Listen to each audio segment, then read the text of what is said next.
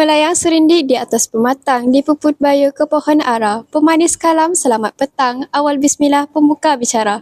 Bismillahirrahmanirrahim. Assalamualaikum warahmatullahi wabarakatuh. Salam sejahtera, salam Malaysia Madani dan salam semaka terbilang kepada ahli-ahli panel serta sidang hadirin yang disayangi sekalian. Hadirin yang dihormati, sebelum saya memperkenalkan ahli-ahli panel kita yang cantik berseri pada hari ini, izinkan saya terlebih dahulu untuk mengupas tentang tajuk forum kita pada hari ini. Tajuk forum kita pada hari ini berkisah tentang peningkatan suhu bumi yang semakin dirasai dan keadaan cuaca yang tidak menentu sejak akhir-akhir ini. Tidak lain tidak bukan adalah tentang fenomena pemanasan global. Seperti yang kita ketahui, masalah ini bukan masalah yang baru, tetapi telah wujud sejak tahun 1800 lagi. Pernahkah kalian terfikir akan punca-puncanya, kesan-kesannya dan tindakan apa yang perlu kita ataupun pihak kerajaan ambil untuk menenangi isu pemanasan global ini? Itulah yang akan kami bincangkan pada topik forum kita hari ini. Sidang hadirin yang disayangi sekalian, adakah kalian tahu apakah maksud ataupun konsep yang dikatakan sebagai pemanasan global ini? Pemanasan global ialah peningkatan suhu atmosfera bumi secara berterusan akibat daripada kesan rumah hijau yang melibatkan pertambahan gas karbon dioksida, CO2, fluorofluorokarbon, CFC dan bahan-bahan pencemar yang lain. Tahukah kalian mengapakah suhu bumi semakin panas? Keadaan ini terjadi kerana haba yang dibalikkan oleh bumi terperangkap dalam atmosfera oleh gas rumah hijau. Tak tumbuh, tak melata, tak sungguh orang tak kata. Pada tahun 2016, mencatatkan suhu permukaan bumi terpanas sejak penyimpanan rekod moden bermula, iaitu pada tahun 1980. Peningkatan suhu bumi adalah kira-kira 1.1 darjah Celsius. Terlalu asyik saya berbicara tentang pemanasan global sehingga terlupa memperkenalkan ahli-ahli panel kita yang cantik, berseri serta sungguh sopan pada hari ini. Baiklah sidang hadirin, sebelum tirai forum dibuka bagi menelusuri lebih mendalam topik perbincangan, molek kiranya kita berkenalan dengan ketiga-tiga ahli panel kita pada hari ini. Di sebelah kanan saya, saudari Nur Arjana yang merupakan ahli panel kita yang pertama. Wajahnya yang putih dan berseri-seri. Selamat datang saudari Arjana. Apa khabar saudari? Alhamdulillah, saya baik saja. Bagaimana pula dengan saudari Nurain? Alhamdulillah, saya juga dalam keadaan yang sihat walafiat. Seterusnya, saya memperkenalkan ahli panel kita yang kedua. Tampak pemalu dan sopan orangnya. Selamat datang saudari Khalisa Dini. Apa khabar saudari? Terima kasih kepada pengerusi iaitu saudari Nurain Syafiqah. Alhamdulillah, saya baik-baik sahaja. Alhamdulillah. Dan ahli panel kita yang terakhir, anggun menawan rupa parasnya, saudari Navia. Apa khabar saudari? Terima kasih kepada saudari pengerusi. Saya dalam keadaan sihat sejahtera. Usai salam perkenalan daripada semua ahli panel, kembali kita kepada topik forum kita iaitu isu pemanasan global.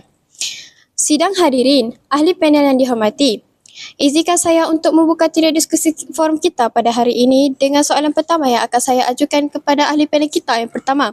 Saudari Arjana, mohon saudari memberikan penjelasan tentang punca-punca ataupun faktor-faktor yang mempengaruhi peningkatan pemanasan global. Dipersilakan saudari. Terima kasih saudari Nurain.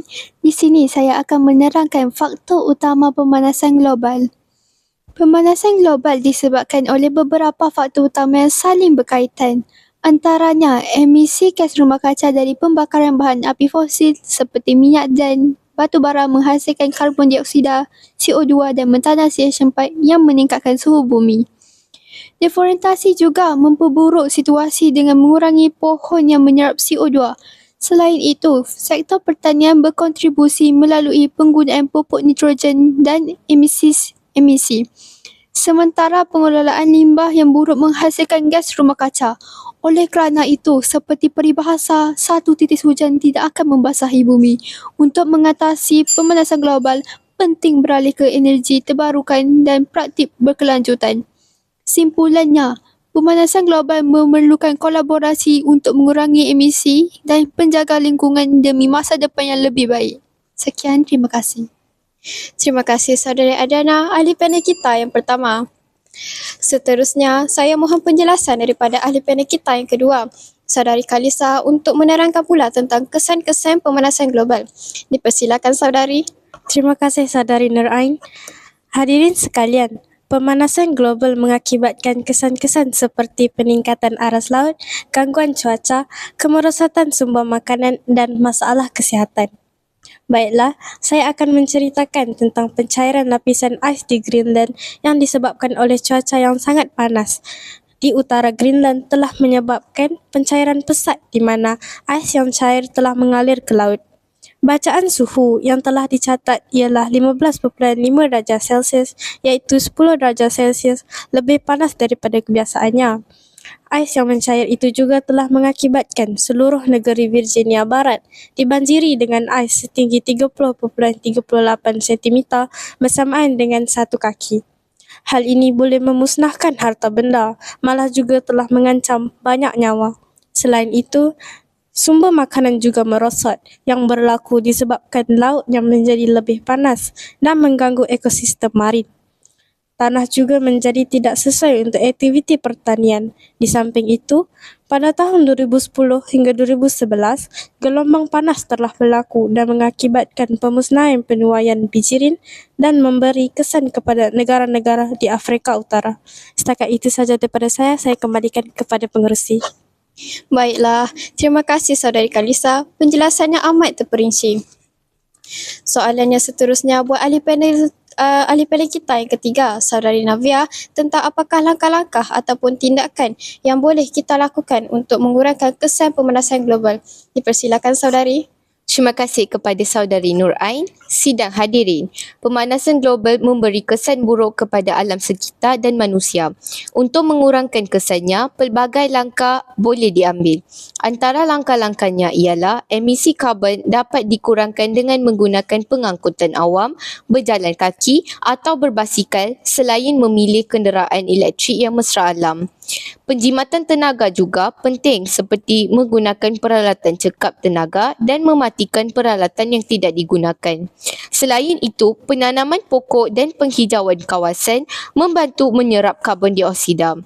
Amalan mengurangi, mengguna semula, mengubah fungsi, menolak dan mendaur ulang iaitu amalan 5R dapat mengurangi sisa buangan yang menghasilkan gas metana. Kesedaran masyarakat perlu ditingkatkan melalui pendidikan dan kempen. Secara keseluruhan, tindakan kolektif dapat mengurangi kesan pemanasan global demi masa depan yang lebih baik.